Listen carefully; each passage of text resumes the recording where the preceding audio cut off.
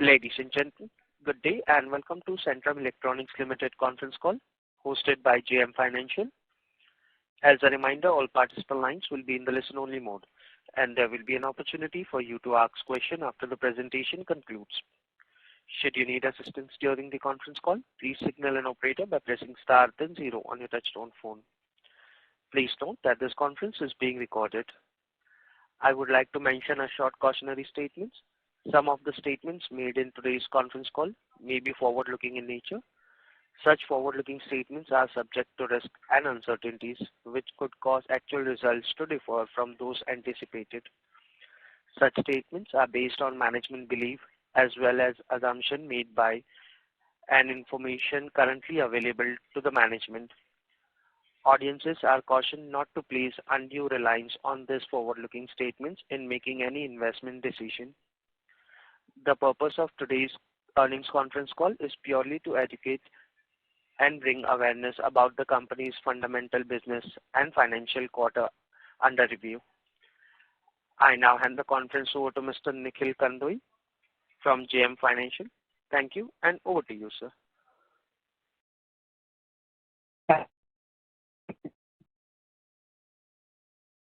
Nikhil, sir, your voice is breaking. Hello, is it better? Yes, sir. Please go ahead. Conference call. Today we have with us senior management represented by Mr. Nikhil Mallapuravu, Executive Director, and Mr. K.S. Desikan, CFO. Without taking much of time, I would like to hand over the floor to the management for their opening remarks, post which we can open the floor for Q&A. Thanks, and over to you, Nikhil, sir. Thank you, Nikhil. Good morning, everyone, and welcome to our earnings call for the fourth quarter and financial year ending March 2024. I would like to mention a special thanks to our host, Mr. Nikhil Kandoi, and the team at JM Financial for hosting the call today. Let me first brief you with the key performance highlights for the year and the quarter under review, after which our CFO, Mr. Desikan, will take you through the financial highlights. First off, I'm pleased to inform you that our company crossed the 1,000 crore revenue mark this financial year at a consolidated level for the first time in its history, making it a major milestone and proud moment for us. This was primarily driven by the strong performance at the standalone level, which delivered a 26% year-on-year growth in the top line and 87% year-on-year growth in the bottom line for the year. As a reminder, the standalone operations is comprised of the EMS business and strategic electronics business, which provides BTS products for domestic defense and space customers. The standalone operations have delivered well and as mentioned at the beginning of the year as well. There were many positive steps that the company has also made during the year in improving its financial position, including the significant reduction in debt and working capital at a consolidated level, which Mr. Desikan will cover in further detail. For the quarter, consolidated revenue stood at 297 crores, which was flat quarter-on-quarter and slightly lower compared to Q4 FY23. But it is important to note that due to the lumpy nature of the domestic build-to-spec business, most of the revenue for the business was realized in the last quarter of the last financial year, due to the major project deliveries. On the margin front, unfortunately, in the last quarter as well as on a full year basis, the subsidiary has pulled down the margins. Firstly, we were faced with a few one-time expenses and exceptional items related to severance costs to employees amounting to about 5 crores as a result of our overhead reduction program, and also some higher provisioning in Q4 to the tune of about 5 crores. We also anticipated to receive a variation order to the tune of about 800,000 euros for work already completed and expenses incurred on a specific project for our build-to-spec transportation business in Canada. This, however, was delayed by the customer and we expect to receive it in the current financial year. Had it not been for these points, we would have surely ended the year with a positive note on a much higher side.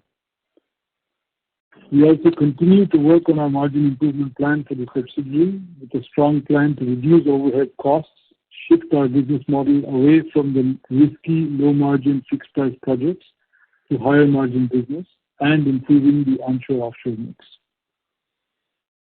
On the order book front, Q4 was a good quarter with a major win for the defense satellite payloads, and we closed the year with an order book of 1,640 crores, which was higher compared to the previous quarter and where we ended in the last financial year. Our pipeline remains strong with new opportunities from existing customers as well as new customers, with a especially strong outlook in the defense and industrial segments. With the strong pipeline on the demand front and the actions that are being taken to fix our margins, the outlook for profitable growth remains good. Now I'd like to hand over the call to our CFO, Mr. Desikan, to brief you on the financials. Thank you, Nikhil. Once again, a warm welcome to everybody. There may be a little bit of overlap or a repeat of what Nikhil said and what I'm going to say, but nevertheless it is intended for a clear clarification to the investors. So at the outset, I'm happy to inform you that our consolidated revenues crossed 1,000 crore mark for the first time, which is an happy occasion for the company. Also, I wish to inform you at the outset that we had an excellent year in the standalone entity with higher revenue and profits. On the subsidiary, while the revenue grew for the year, the margins continued to remain under pressure. This is for the full year overview.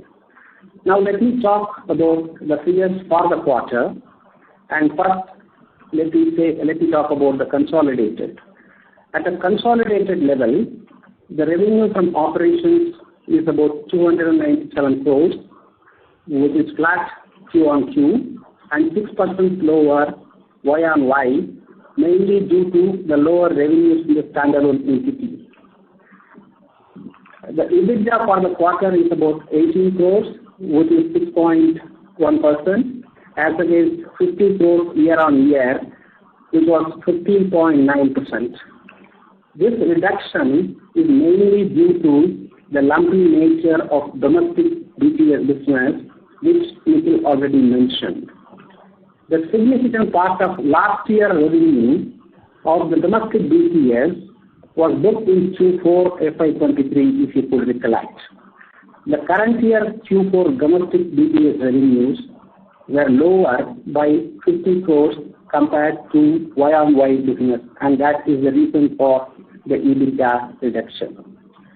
Additionally, there is a one-time expenditure of 6.5 crores, which is impairment of an investment in 1.3 crores in the standalone entity, which is covered in the other expenses, and a provision of 5.2 million in the French subsidiary. So, for the standalone for the quarter, the standalone revenues for the quarter is about 169 crores, which is lower by 4% Q on Q and 14% on Y on Y, which is due to the domestic business revenues. Standalone EBITDA for the quarter is 17 crores, which is 10.1% compared to 38 crores Y on Y, which had a much higher domestic BTS revenues as mentioned earlier. Also, an amount of 1.3 crores, as mentioned, impairment of investment is accounted in the other expenses. Now, moving on to the full year result, at a consolidated level, the revenue from operations is 1,091 crores, which is 18% higher than the previous year. The EBITDA for FY24 is 86 crores, which is 7.9% compared to 76 crores, which is 8.3% for FY23. It's important to note that an amount of 6.5 crores of one-time expense, which I told you, towards impairment of investment in standalone and provision made in the subsidiary, which impacted the EBITDA by 60 basis points. Additionally, we have also shown an exceptional trend towards the severance of employee costs in the subsidiary before the PBT. On the balance sheet side, the working capital has come down from 78 days to 61 days. The consolidated debt reduced from 263 crores to 174 crores in FY24. So the debt-equity ratio has improved significantly from 1.25 to 0.85 crores, 0.85 ratio. So on the standalone, the revenue for FY24 is 632 crores, which is an increase of 26% over the previous year. This was mainly driven by the EMS revenue growth. The standalone EBITDA for FY24 increased by 47%, which is 79 crores over the previous year EBITDA of 54 crores. On the balance sheet side, the working capital was flat around 140 days. Debt reduced from 106 crores of FY23 to 102 crores in FY24, which includes a debt of 15 crores term loan which was taken during FY24. So with that, I stop and probably I will open the Q&A session and we'll answer them. Thank you. Thank you very much. We will now begin the question and answer session. Anyone who wishes to ask a question may press star and 1 on their touchtone telephone. If you wish to remove yourself from the question queue, you may press star and 2. Participants are requested to use handset while asking a question. Ladies and gentlemen, we'll wait for a moment while the question queue assembles.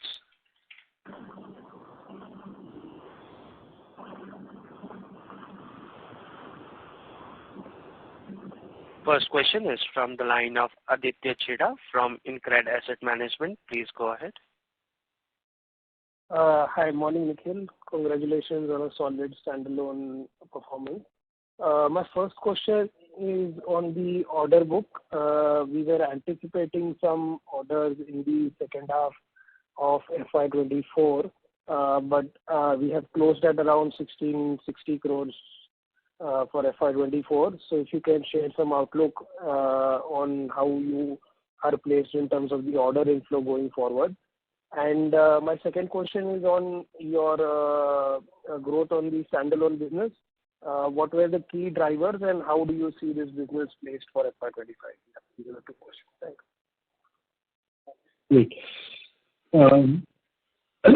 So quickly on that, with regard to the order book, as I mentioned, Q4 we had some good order intake. We had a substantial order for military satellites, military satellite payloads basically, which was to the tune of just about 200 crores, which we won.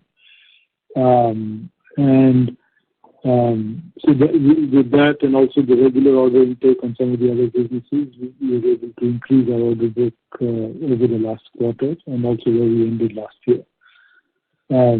Also, it's important to keep in mind that the way our orders are received is quite different for each of the business units. As I've mentioned in the past, typically build-to-spec kind of orders we receive for and they're executable over a 2.5-year period or so. Whereas on the EMS side of the business, it varies. It can be anywhere from 6 to 12 months. In the past couple of years, due to the supply chain challenges, customers had loaded longer horizon purchase orders on us. Whereas now with the supply chain easing out a little bit, the mode of engagement is moving back to a normal way where we have typically 6 to 8 months of firm purchase orders, in some cases even less, and then customer forecast beyond that for up to 18 months. So while our order book itself is improving, the demand visibility is improving, the horizon of firm purchase orders versus forecast from the customers is slightly shifting back to a normal state. Right? So what we are reporting here is purely a firm purchase order number. We don't report our customer forecast, but with that also in mind, we have a good visibility for continued growth. Right? And just to add to that also, on the subsidiary side as well, as I've mentioned in the past, we've also been looking to move our business model towards more delivery center or time and material consulting type business, which also has shorter cycle purchase orders compared to fixed price projects, which can typically last a little bit longer. So while the visibility remains strong, the horizon of purchase orders are slightly reducing. Firm purchase orders are slightly reducing from the customers, but from the demand side, as I mentioned, it continues to be strong, the visibility. Coming to your second question, with regard to the outlook for the standalone business,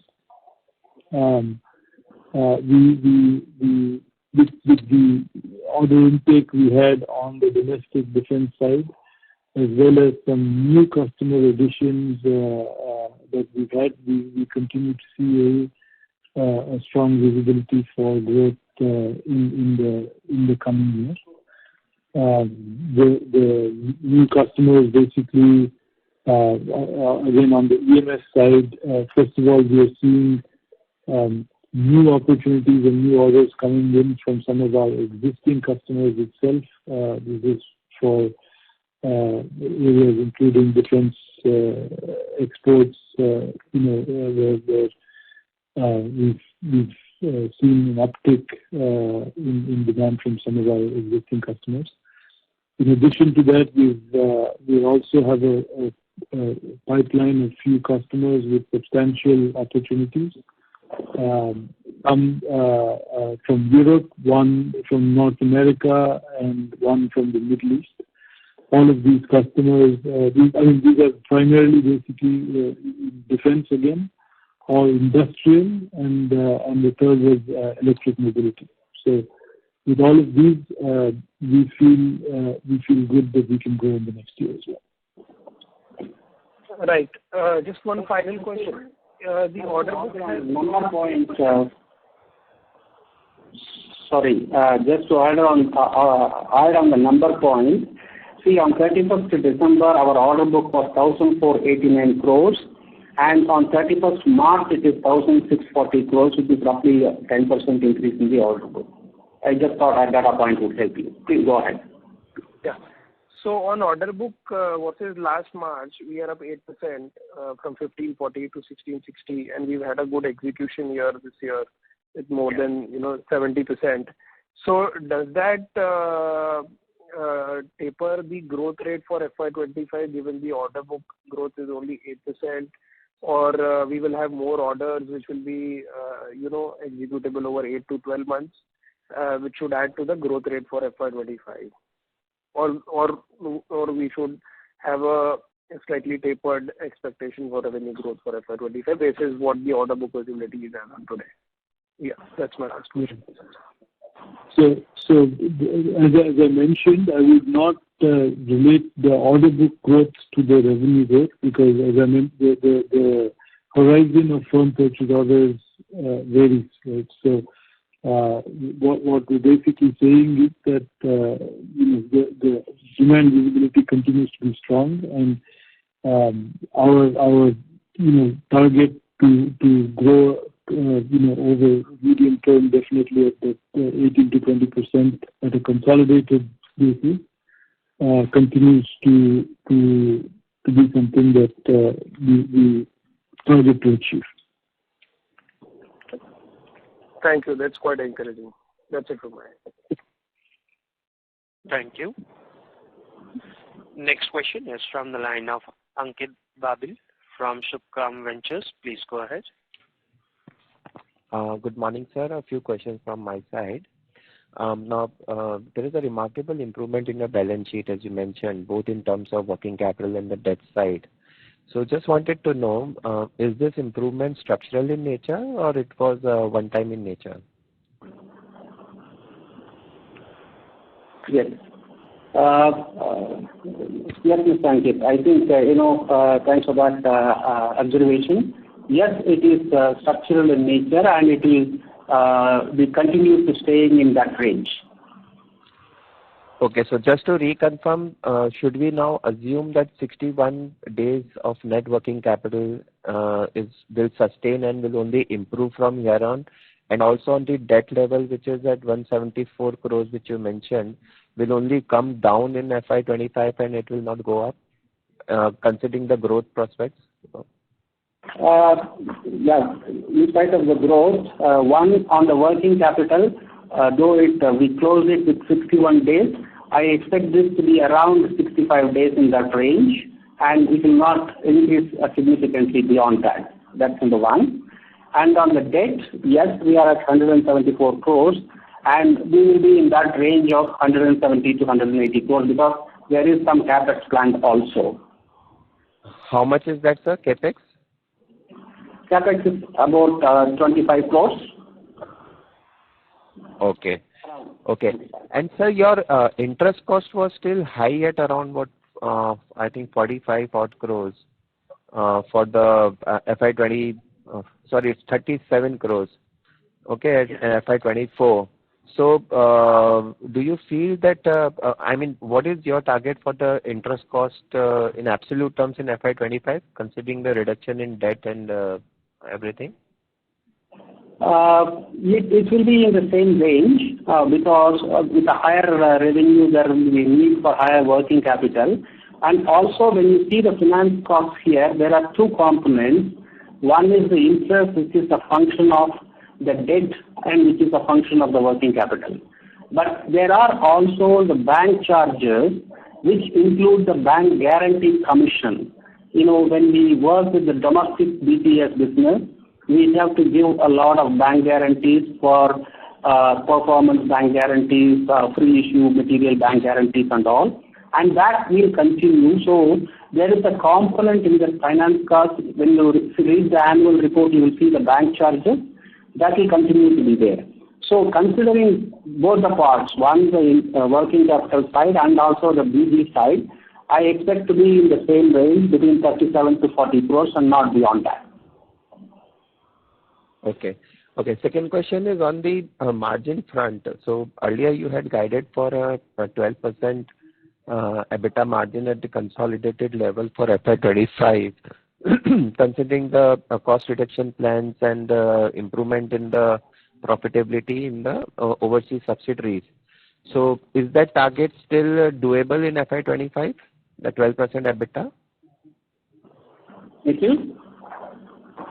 Yeah. So Ankit, in short, that's what we are working towards. I would say,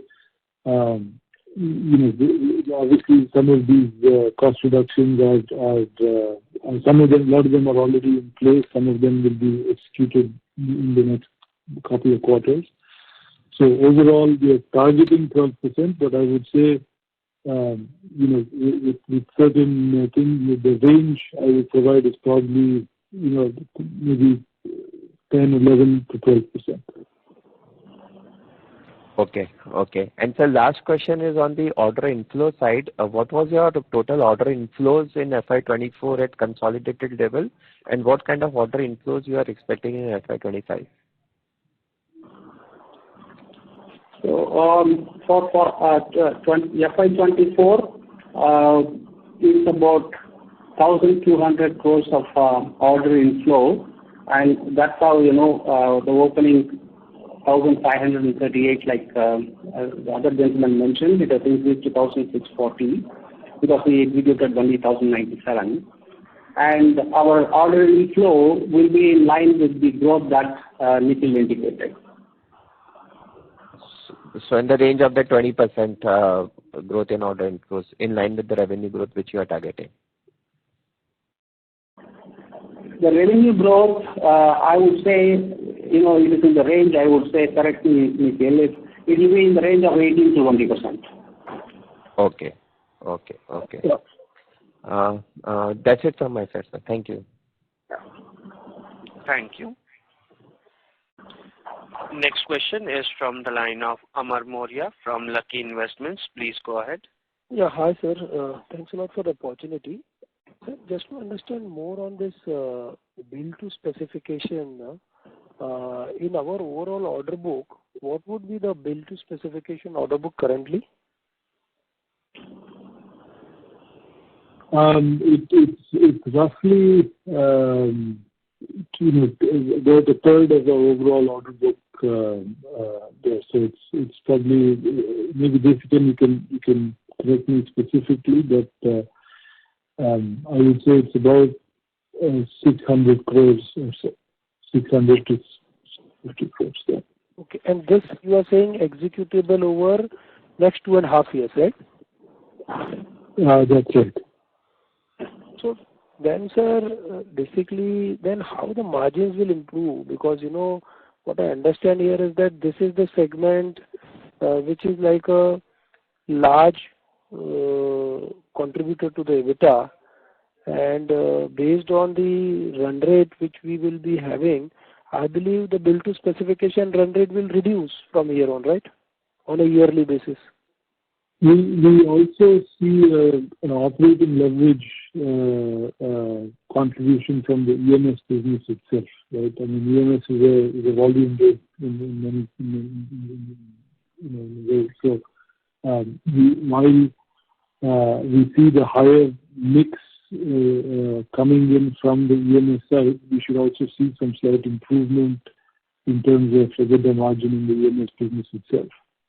So that's where we don't want to give breakup specifically of each business unit margin, but what we have, like I said, at a overall consolidated level, we feel we can work. We're working towards that. So at a standalone level,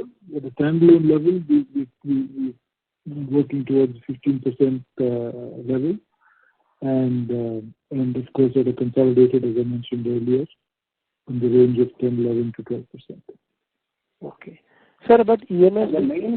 just to add to him, as you know, the standalone EBITDA is in fact, we are already in the range of 12.5%, and this will further increase because of the improvement in BPS execution during the year, plus the operating leverage he was talking about in the EMS.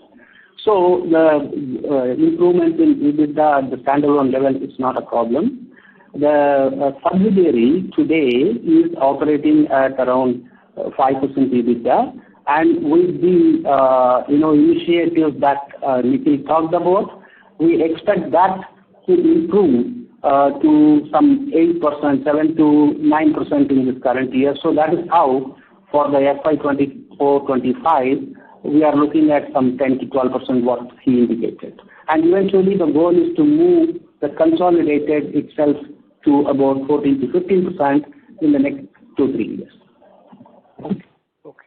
And just to understand, like, sir, now EMS EBITDA would be around, like, the closing EBITDA margin for FY24 would be around 3-4% for EMS? Did you say 3-4%? Yeah. For FY24, the EBITDA margin for EMS business would be around 4%? No. It is more towards the double-digit number. Is it? Yes. EBITDA margin for EMS business is double-digit, you are saying? Yes. Oh, perfect. Thank you. Thank you. Next question is from the line of Pradeep Rawat from Yogya Capital. Please proceed. Yeah, good morning, sir, and thank you for the opportunity. So my first question is regarding our margins. As Centum Electronics sells mission-critical products and is a single-source supplier for most of its products. So then why is our margin and as well as ROIC so low? So first of all, I would say our margins are largely driven by business model rather than the segments that we operate in, right? So yes, you're right. We do operate in the high reliability, high complexity segments. But first of all, what we've basically been saying is build to spec kind of business should be at around 20%, where you design and manufacture the product, so there is IP capture that happens there. Whereas on the EMS side of the business, typically it's contract manufacturing where the customer designs the product and we make it to them, to their design. And that there the margins can be in the range of around 11% or so. This compared, like if you had to compare the EMS business itself, consumer electronics business or mobile phone manufacturing business would be probably half, if not lesser, compared to what margins we are able to realize in these segments. So there's to summarize, basically there's two things that determine the margin. One is the business model itself, whether it is design plus manufacture or only manufacturing service. And second, of course, is which segment that you're in. So this is the summary. So between the both segments, we have 50% revenue contribution. Is that right? It's about at a consolidated level. It's about 40% or so from pure EMS, and then about 30% from build to spec, and similarly another 30% or so from engineering services. Okay. So with respect to competition, so who are our competitors and what edge do we have over them? Competitors, I would say, because we are diversified in terms of the kind of business models we have, I wouldn't say there is specifically one company that is doing everything that we're doing. But if you look at specifically the business model, the business engagements, or the business units, if you look at EMS type of business, you will see typically like a Cyient, DLM, or Keynes, or any of these guys. And then on the domestic build to spec business, you would see an Astra or Astra Microwave, or a few other players. And on the engineering services side, that is again a pretty broad-based set of competition. We have some Indian, some European players that are varying sizes again over there. So that's a quick word on the competition. Now, in terms of what's the differentiator, I think, as I mentioned earlier, one of the things that we are able to offer, and we do a reasonably good job of it, is to be a one-stop solution provider to the customer. So we have these different flexible engagement models, and especially where the customer is looking for a higher engineering touch and a deeper domain knowledge in some of these segments, I think we score quite well on some of those aspects. Also, in terms of just our infrastructure, manufacturing facilities, I think it's truly world class. Our quality performance is exceptionally high. In fact, in the last quarter, we received an award from one of our customers for our high quality performance, which is really a key point in some of the sectors that we operate in. And of course, I think we have good relationships with customers. A lot of our customers have been long-term engagements, and that's something that we're able to focus on, and especially with large global OEMs. We're able to work with and manage those relationships very well. That's great. And so last question about, do we have fixed price contract or there is a pass-through mechanism, and what is the order book execution timeline like? how much of the order can we execute this year? Yeah. So in terms of the mechanism of the contracts, again, here it varies depending on the business. Typically, EMS business, yes, for the most part, the costs can be passed through because it's really a cost-plus model that we operate on. So we have that there. Build-to-spec business tends to be more fixed price in nature. Although in certain cases, especially if it's a government customer, it is really a fixed price. But with certain private companies, we have an opportunity to discuss, renegotiate where appropriate. And on engineering services, again, it's I would say you have both models. You have a delivery center, time and material kind of model, which is cost plus, but you have some fixed price contracts as well. But that's what I mentioned earlier. We are looking to reduce the higher risk engineering services fixed price contracts and move towards more higher margin service center or time and material kind of model. So that would answer your first question. Second one is regards to execution horizon for the order book. As I was talking about earlier, the horizon varies again depending on the business. Typically, the build-to-spec business may be on a 2 to 2.5 year kind of execution horizon. Our EMS side is typically around 8 to 12 months, and then engineering services may be again less than 12 months, 6 to 8 months or so. So at the overall consolidated basis, this 1640 crores or so is, I would say in the range of about 13 to 15 months kind of execution period. Around 15 months, I would say, typically 15 months. Okay. Thank you, and all the best for your future endeavor. Thank you.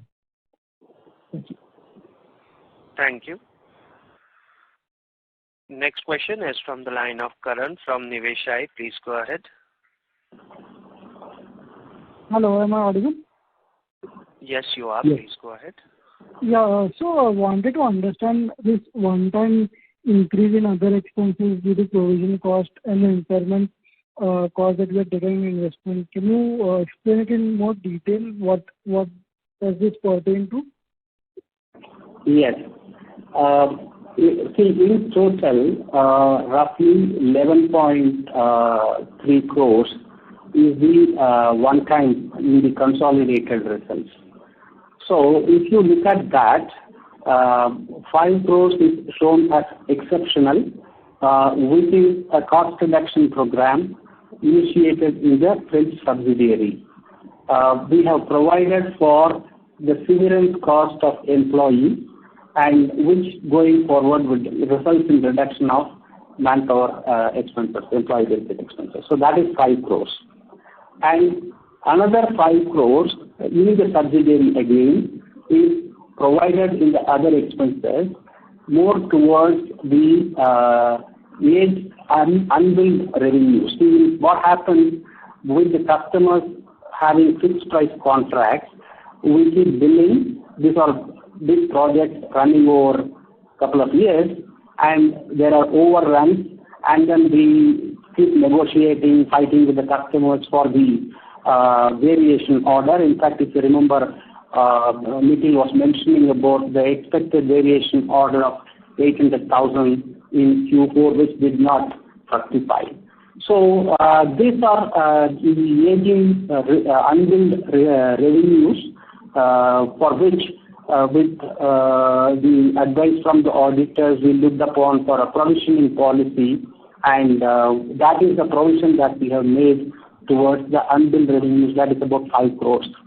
And another 1.3 crores, it is an investment made by the standalone entity, which is we have taken an impairment for that investment at 1.3 crores. That is the total 11.3, of which you will see 5 crores in the exceptional line item that is below PBT, and another 6.3 is in the other expenses in the consolidated.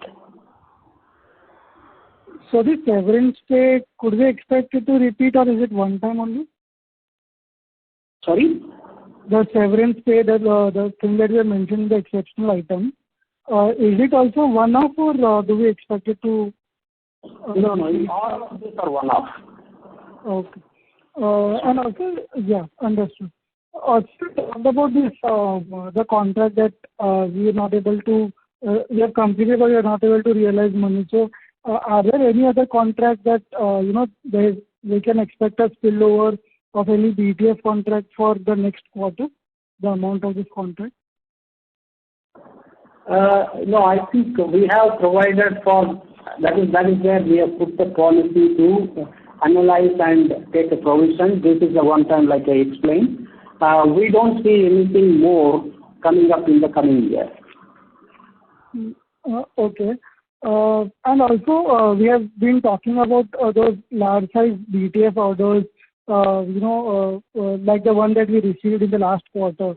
So, would it be okay to share some details about it, like what would be the other projects that we are targeting, what would be the size, and when can we expect it to at least get the bidding for this contract? Nikhil? We won't speak about specific. We won't speak about specific contracts itself. But I would say, more generally, with regard to if the question with regard to the build to spec business for the domestic defence and space sector. Just to speak, there's broadly three areas I would say that we've been focusing on. One is essentially the space itself, where we've been strong for quite a long time, and while we have won this order in the last quarter, we also have a visibility on a couple of other significant opportunities, in similar sort of sizes, which are coming in.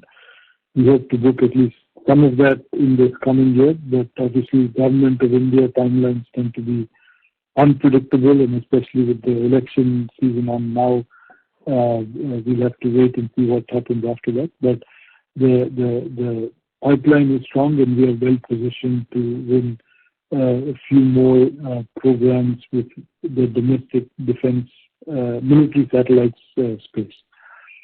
Apart from that, we've also been working with defense public sector units in terms of and also some DRDO labs, basically on delivering import substitution of subsystems that go into various projects, like land systems is one of them, where there's still a lot which is being imported from Russia, and we're looking at indigenizing various products there. And electronic warfare and radar are the two areas that we've been also focusing quite a bit on. In fact, the project that we've just won in Q4 for space was actually an electronic warfare payload itself. But this product or technology is also is deployed on land systems, on airborne platforms like jets and naval platforms as well. So we are looking at working on various programs, in certain cases even collaborating with some foreign partners to deliver a full system. Again, here some of these timelines are a bit uncertain.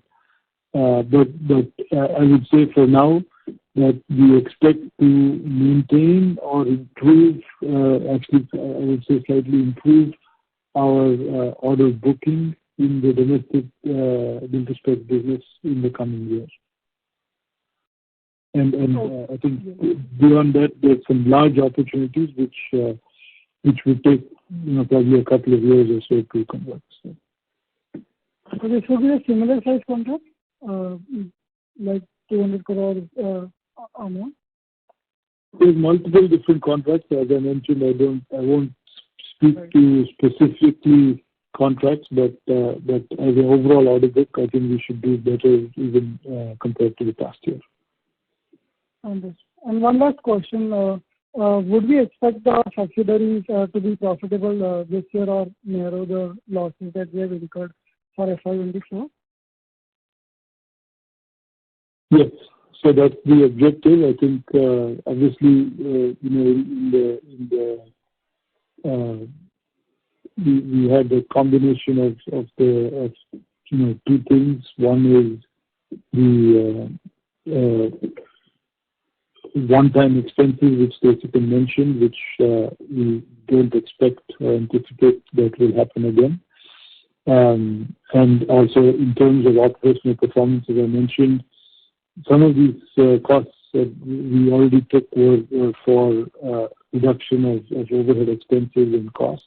And so just with these things, we hope to at least cut the losses. And also we have obviously a very clear action plan on the operational side to improve the utilization and margins and so on the subsidiary level. So with that, we do expect to see a good turnaround in the next year. Understood. Thank you so much, and all the very best. Thank you. Ladies and gentlemen, in order to ensure that management is able to address questions from all the participants in the conference, please restrict your questions to 2 per participants. If you have any follow-up questions, please rejoin the queue. Next question is from the line of Chirag Kacharia from Ashika Institutional Equities. Please go ahead. Hi, Nikhil and Jessica. I have a few questions. As a greater amount of revenue is coming from EMS vertical, then how do you expect that the margin will tend to in the band of 12 to 15% from 3 years perspective? And second, what's our strategy to participate in the indigenization program, be it run by HAL or this for Indian Air Force replacement fleet for this Sukhoi and Tejas and all? Yeah. So, Jessica, you want to take the first one? Yes. Thanks, Chirag. See, the point is, though the revenue growth will be led by EMS, there will be a significant improvement in the domestic BPS business, which is space and defense. And as you know, they are having higher margin. So the business mix is also expected to improve in terms of contribution from the domestic BPS business. That's point number one. And also in the EMS business, as you know, we are staying clearly in the high-end and high-tech areas. And also we are onboarding customers with, eventually in a couple of years should turn to at least about 5 to 6 million in a minimum scale. So we are able to, we should be able to maintain the relationship to improve the wallet share and also maintain the profitability. So it's a mix of both. For the standalone EBITDA to improve up to 13 to 15% will be the range, I would say. So that should be possible. Definitely. Yeah. So, and to your second point, Chirag, in terms of what we're doing on the indigenization programs, I think, broadly speaking, there's a couple of different approaches that we use. One is, of course, where there are subsystems that are currently being imported, and we are able to design our own form, fit, function equivalent. We actually invest our own R&D. As I mentioned earlier, this is something we've done, for example, on the land system side. We started to see some traction on that with first orders and RFQs also coming in as a result of our qualification on some of these products. So that's where we have invested our own R&D on a proactive basis to offer an equivalent solution. Second is on some of the bigger programs, we obviously work with DRDO. These are tenders that come out and we compete to win some of these. And once the product is designed and realized and integrated onto the platform, then they would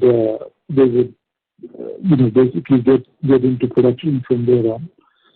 And the third is obviously in some cases we are also, you mentioned Sukhoi and so on, we also in some cases go and look at offering a full system to the flight services. In some cases with the technology collaboration. But, these are broadly what we are doing. So, in case of EMS offering, do we have a price pass-on capability? Let's say if raw material ends up due to any geopolitical or supply chain related disturbances. So, in future, if such incident again happen, how are we going to increase the price and pass on the raw material related volatility and all to maintain our margin particularly? Yeah. In EMS, typically the way it works is there's annual price negotiations that happen with the customer. The products that we make itself are really long-term products. They're in production for, in some cases, 10 years plus. But there's annual price negotiations. Here again, in general, this is a cost-plus model, so we are able to pass on any supply chain cost increases to the customers. Customers themselves are quite well aware of, our sub-suppliers' situation in the global supply chain situation. So, it's a discussion that we have. But typically, there is a fair amount of the bill of materials, which the pricing itself is controlled by the customer. And then a smaller share of it, which is controlled by the EMS provider. So there is a small risk, but in general, it's pretty transparent, a cost-plus model with the customer. So we have the ability to pass on any cost increase. Okay. Thank you all the way. Just to add two small points to that. One is, I want to reassure that, the supply chain situation today is a lot better than what it was probably a year back or 2 years back. So that kind of ensures the stability in the supplies. That's number one.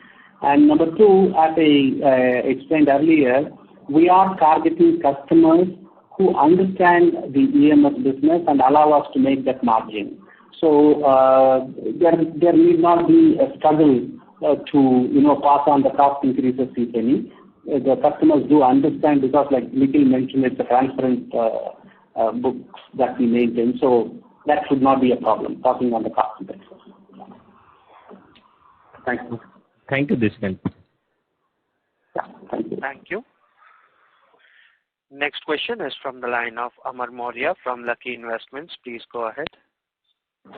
Sir, just for clarification, so that means what the bill to specification business in our standalone would be having like 14.5 to 15% margin because EMS is contributing 10.5 to 11%, and your standalone EBITDA margin is around 12.5% reported. Yeah, FY2023-24 was like that. Exactly. But normally what I understand, sir, bill to specification has a better margin. That is right. But this year, unfortunately, we had a lower share of bill to spec in the standalone entity due to, the customer related issues of certifying, assessing and all of that stuff. But we guess this should not be the case going forward in FY24-25. Okay. And in bill to specification, you have a bit of Canada business also, right? The Canadians. That is coming in the consolidation. Yeah, that is coming in the consolidation. Okay. Got it. Perfect, sir. Thank you. Thank you. Thank you. Next question is from the line of Prabir from Ratnabali. Please go ahead. Yeah, thank you, sir. Am I audible to you? Yes, you are audible. Please go ahead. Okay. My questions, I have two questions, but one from space, another is from regarding your pipeline. First, in space, if you can help us understanding the broad view that you do in the space sector, and out of your 1,600 crores of order book, what is the space portion? And I want to know if you can give us a breakup of your revenue in FY24, in how much is defense, how much is space, and the space business, how much it has grown from last year, and about your expectation of space order pipeline going ahead. This is my question related to space. And the next question related to pipeline, if you, as you say, that you are working with the DRDO for some projects, if you can name some of the big ticket or large orders and large projects that you are working on with DRDO. These are the two questions.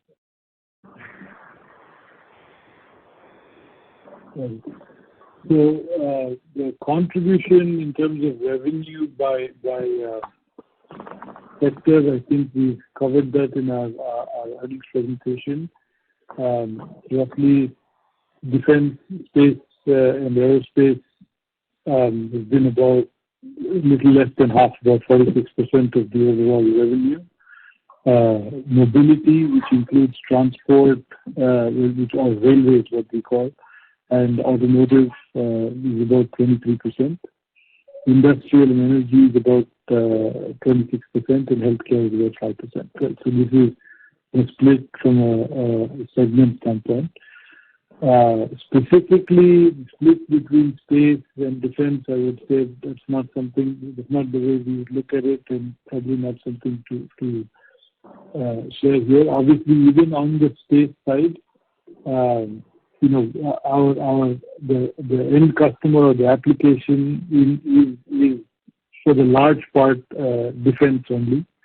So that's where we look at it from an overall DTS, defense, space, aerospace number. Right? So that's that. And then in terms of some significant programs, I think there's I touched on earlier broadly the areas that we're in. So I would just leave it at that. Basically, radar, electronic warfare, and land systems. I would say these are broadly the areas, apart from space platforms where we are working.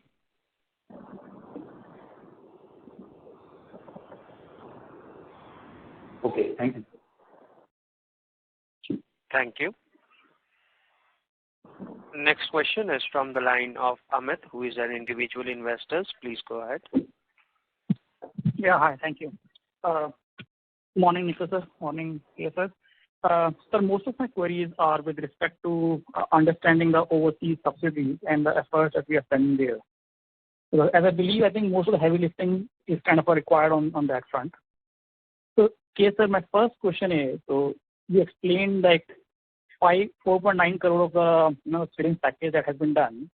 So, if I can ask, like, how many employees have been laid off for respect to that, and then what kind of a employee cost benefit will come to us in the Q1 and the next year?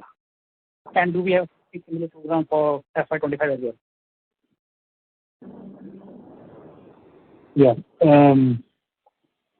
I would not like to say specifically how many employees, but I would say at a cost basis, the overall program that we've identified, which not only it's an overall overhead reduction program. It's not only a cost out. It's not only a layoff plan that we talk about. There's other overhead expenses also we're looking to reduce. So the impact for that we expect in this financial year is to the order of about 2 million euros. and there would be certain other things that we also take on, as and when these get implemented. But this is sort of a one-time push that we've taken to make a step change in terms of the cost structure for the subsidiary. And some of it will fall in the first quarter, but some of them will come subsequently in the later quarters as well. So what I mentioned was more at a full year basis. So just to confirm, the 2 million euros for the full year, that's a kind of a benefit? Yes. Okay. That's about it. Yes, again, any inputs?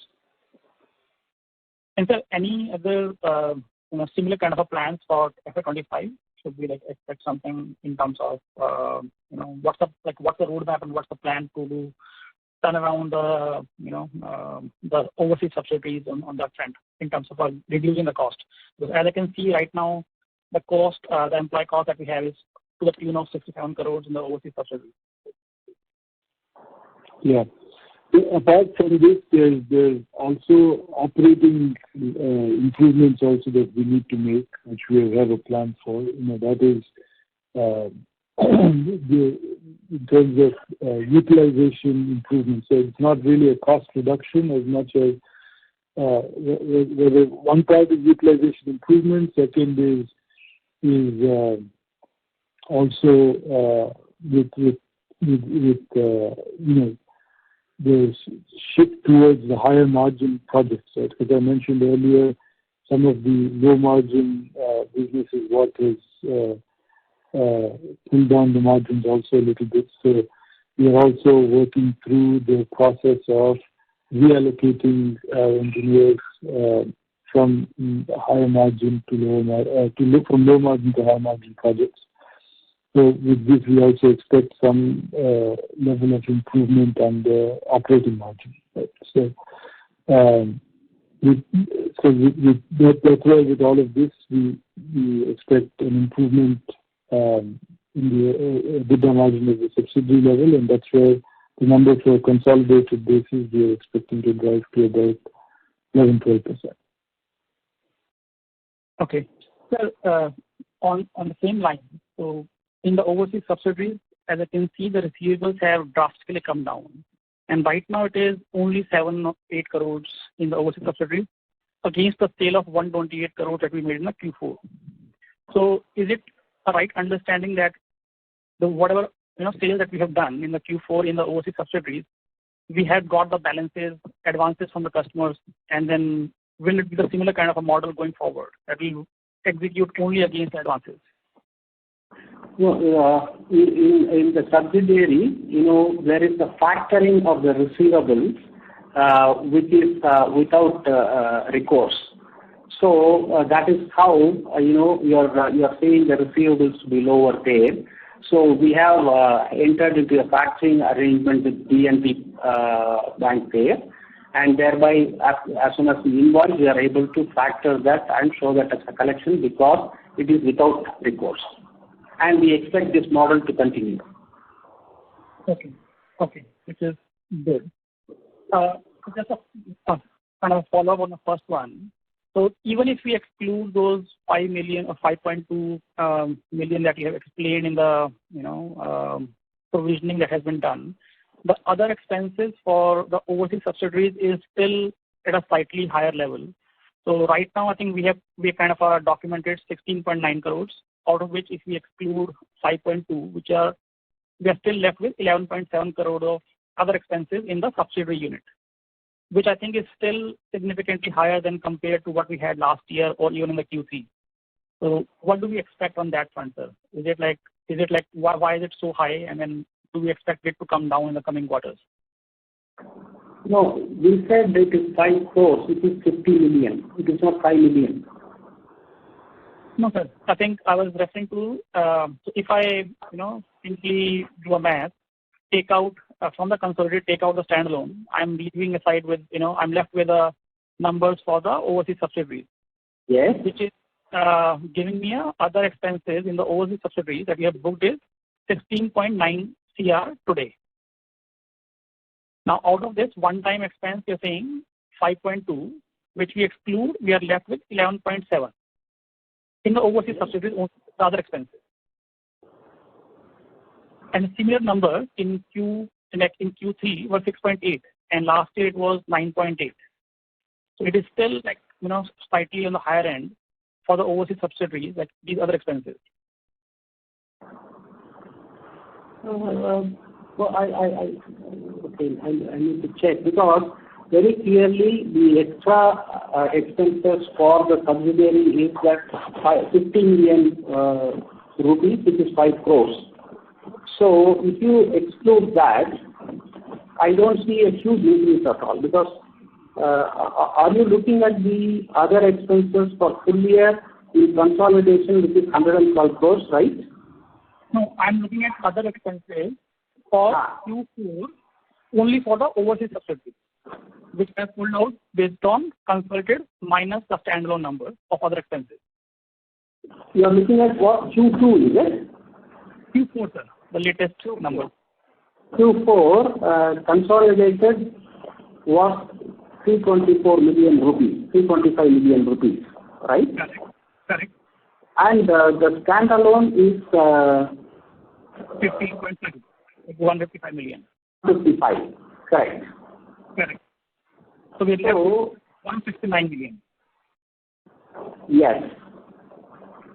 So if we exclude 52 from this, I think we are at 11.7 crore or 117 million. If I take out 50 million rupees from that, yes, it is 119, correct. So it is still higher as if I do a similar math with Q3 and last, Q4 numbers of 23, it is still slightly higher by 2 crores. So what do we expect going forward? No, just at the outset, I would say that it will not increase any further.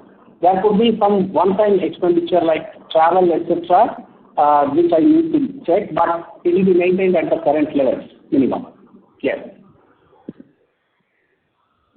Overall, the roadmap for, right now we are at a stagnant sale of 120, 128 CR on the overseas subsidiaries. Are there any plans to take these numbers to a higher level?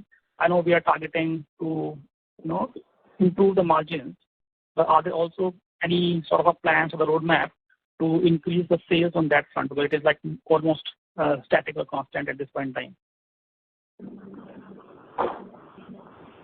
So this year the focus is mainly on fixing the profitability, but nevertheless there will be an increase, but it may not be more than 8 to 10%. That is for sure.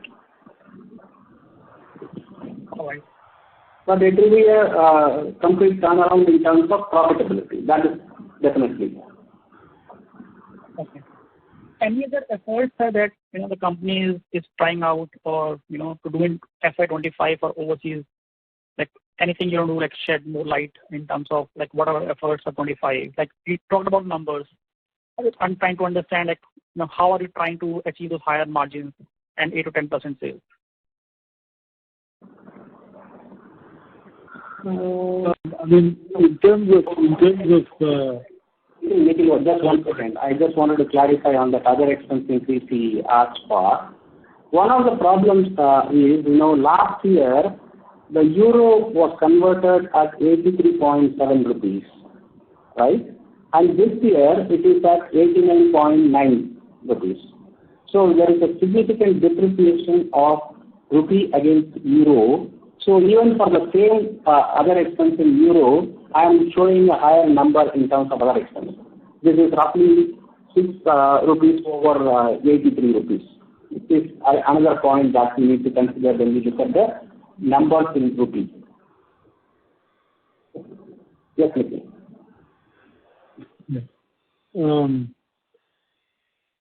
So you asked about other points to cover at the subsidy level. I think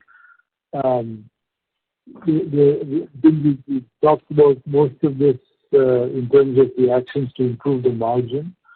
I think from the customer front, as I've mentioned earlier, we do have a very strong profile of customers, and we've got some good, strong niche capabilities in some of them as well. So there are some promising opportunities which we see, one from the aerospace and defense side.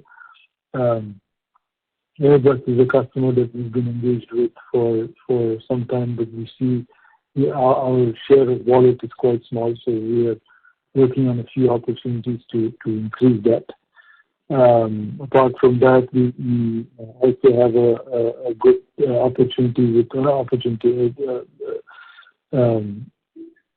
product that we already use with a medical device company to design, and we hope to get into mass production for that in the next year, which should also drive a good amount of revenue, incremental revenue on the subsidy level. So these are a couple of points. The other thing is also, the Canada part, as you know, it's been a drag on the margin, but the technology there is again something that we've now shifted a large part to India. I mentioned in earlier calls that we're executing the Delhi Metro and Chennai Metro projects. A lot of the work for those projects, even the design part of it, is being executed from India now. And we are really, I would say, the only company at a global level able to deliver these kind of systems to the train builders. And as a result, we've also worked on increasing our pipeline in terms of rail projects for the domestic market, the metros and even the passenger trains that are expected are in various stages of RFQ and all of that, where we are participating and looking to capture that, which also could be a sizable opportunity.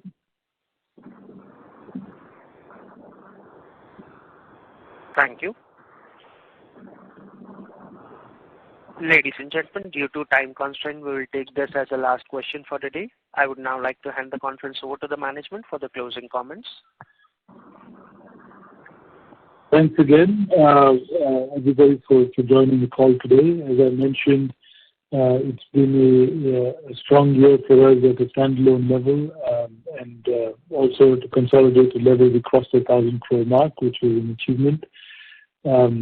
The actions are put in place to improve the margins at the subsidiary level, and I think with these points, we are having a positive outlook for what we're expecting in terms of both growth and profitability in the coming year. Pipeline continues to remain strong, so the sustainability of the business also is very strong, and I think with all of these, we're quite positive for what's in store for us. Thank you again. And we continue to stay focused on balance sheet improvements as well. Thank you. Thank you. On behalf of JM Financial, that concludes this conference. Thank you all for joining us, and you may now disconnect your lines.